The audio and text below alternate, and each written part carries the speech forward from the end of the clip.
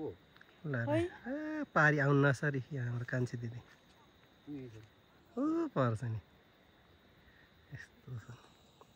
बाटो नै डेन्जर छ ए हाम्रो सुपरम्यान चाहिँ यहाँ माथि रुखमा पुगिसकेको छ हेलो गाइस अमला खाना आउनु कस्तो भइरहेछ त अमला कति पाथी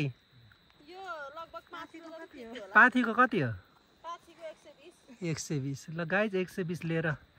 त्यहाँ कटचोट 3 मा कुरिराख्नु बाटैमा आउँदैछन् मान्छेहरू यो एकदम फेरि म औषधिहरु केही नहालेको लार रुख चर्न त च्याम्पियन लार यो भिर देख्दा नि मान्छेहरू आत्या छैनन् म चाहिँ आत्या है लास्ट रिङ्गड लाग्दो रहेछ होइन भिर हेर्दाखेरि त्यो सेतोले गर्दा रिङ्गड लाग्यो यस्तो छ नेपाल आएको पहिलोचोटि नै यस्तो घुम्नु पाइयो